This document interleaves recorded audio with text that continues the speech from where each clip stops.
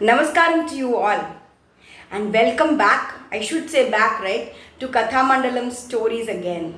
Been quite a long break that I have taken, and I thought today I have to tell a story to you all. And you know why? It's World Storytelling Day today, March 20th. Yes. And if I don't tell a story today, then how will I spread the joy of stories? So today I had to tell, and I'm here telling you all a story. And each year there is a theme for the World Storytelling Day. And this year's theme is Lost and Found. Usually lost and found, very literally we can take it, right? But there are so many meanings to it. So many interpretations. But this story that I read was penned by Pungidasa. I really like the story, and the protagonist is my favorite. I'm sure he is your favorite too. Shall we dive into the story? The name of the story is Swami Went Missing. Swami's mother was running from house to house, from one road to the other, searching for Swami. Is he there? He's not anywhere. Anyone she calls, they would say, "We have not seen Swami. He's not here." But where is Swami? It was almost 5 hours past lunchtime, and he was not home, and he had gone in the morning out of the house. She was almost in tears, and the whole neighborhood was searching for him. They even thought of going to police station. Everybody was frantically searching for him. But who was this Swami? Swami was this young boy who was in 5th standard.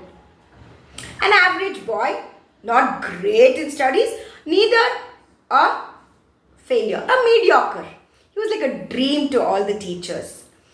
Didn't trouble them, was not naughty, did what has to be done, followed all the rules. Was not good at anything in particular. Either sports, art, music, dance. He liked, he would participate, and he would be done. But there was something that he was very interested in. People said that thing and Swami were like 2 souls in one body. You know what that was? His interest for cricket. Oh my God, his knowledge in cricket was something that nobody could beat. He knew everything and everyone from all the teams all over the world, not just the present, even the past.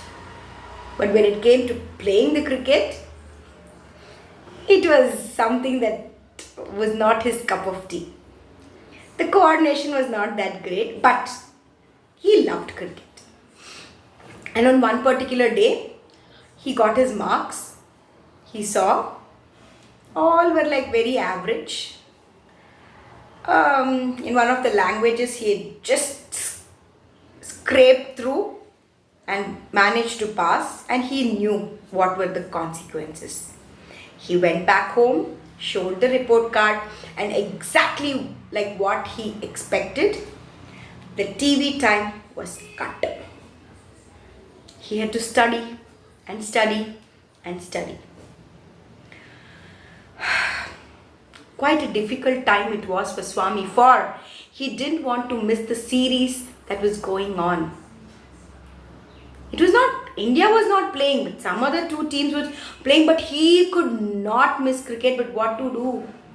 He couldn't watch it.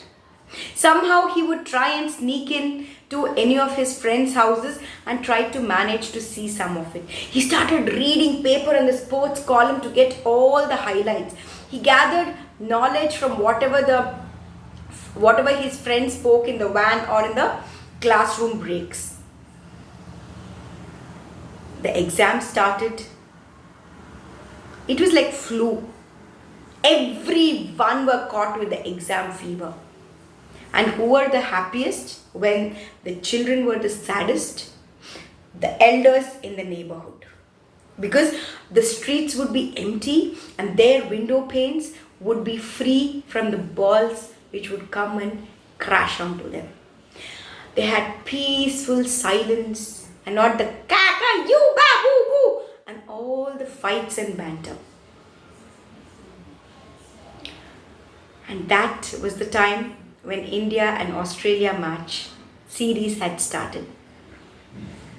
Somehow, Swami kept going to his friends' houses and caught half an hour of a match. But even there, some aunties would come and take the remote to watch some serial or some news. He couldn't object, for it was not his house. It was Sunday. The next day he had an exam. His mom had given him a mock test. And after finishing the mock test, his mom had patted his back and said, "Not bad. That's good, Swami." And Swami liked this subject a lot and he had really studied. He then said, "Amma, now that I have done well, can I go to Karthik's house and catch half an hour of cricket?" She said, "Okay, fine, go, but come back by lunchtime." He went. But you know why he wanted to go watch? He had read in the paper that this match was very crucial in the series.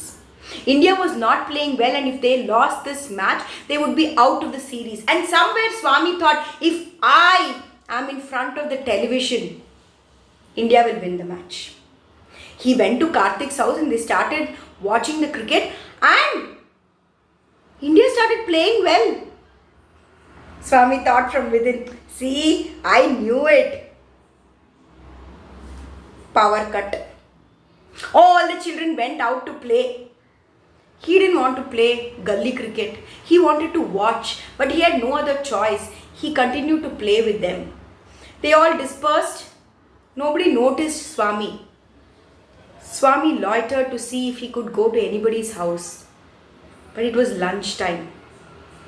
He managed to go to Dinesh's house, but within 15 minutes the lunch was served and he had to go out of the house. He didn't want to go home, though he was very hungry. He was hungry both for food and to watch cricket. It was 1 hour, 2 hours, 3 hours, and that's where his mom was really worried. This had what happened that day. She was searching everywhere. It was 5 hours and Swami was nowhere to be found. His friends, most of them were his contemporaries, but he mingled with various age groups. None of them had seen him. Even when they played the gully cricket, people never noticed him. Everybody was searching. They had no clue where he was. His mom was almost in tears. His dad was running frantically everywhere. And after 6 o'clock, when the sun had set, Swami walked into his house with a smile on his face. He looked around. His mom was crying and said, "Swami, you back? What happened?" And he saw so many people around. You know what happened? India won the match. What? Yes, Amma. I told you, no, if I am in front of the television, India will win the match. It was almost lunchtime and I was coming back home. I was very hungry. When Raghu Tata called me and said, "Hey Swami, you like to watch cricket? I am watching alone. Come, join me." I went inside and within 10 minutes I said, "Tata, I'm hungry. I have to go home for lunch." He said, "I will give you lunch. We will watch together." He said, "Okay, Tata, I have to go back. When somebody gets out, I'm going back home." Though I was full, I had told this because I knew I had to be back home. But you know what, Amma? Rahul Dravid and Lakshman never got out. They played, only they played and made the team win the match. And I came back home and I'm very happy. But what is all this? Everybody were very happy that he at least came back home and they had found him and he was safe and sound. He had become like a mini celebrity. He felt great that everybody around were talking about him. And within that 4 hours that he was not there and he was in his own world of cricket, mesmerized and immersed, a lot had transpired. Everyone went back home and his mother's tears had dried up, and the eyes, which were sad, filled with anxiety, turned into bloodshot, angry eyes as they looked at him and said, "What is this, Swami? Do you even understand what I will go through?" And this time, she didn't pet him, she whacked him and then hugged him. And from that day onwards, Swami never ever went missing. So he was never lost to be found again. And that is the story which Pungidasa has penned, which I really liked. It is a literal meaning of lost and found, but such an interesting one, isn't it? I am leaving some information about Pungidasa and some amazing charity work that he is doing in the description box. Please do subscribe to whatever he is doing so that he can help more children. Thank you so much for listening. Happy Storytelling Day. Keep listening and spreading the joy of stories. And don't forget to subscribe and spread the joy of stories through my channel. Thank you and namaskaram.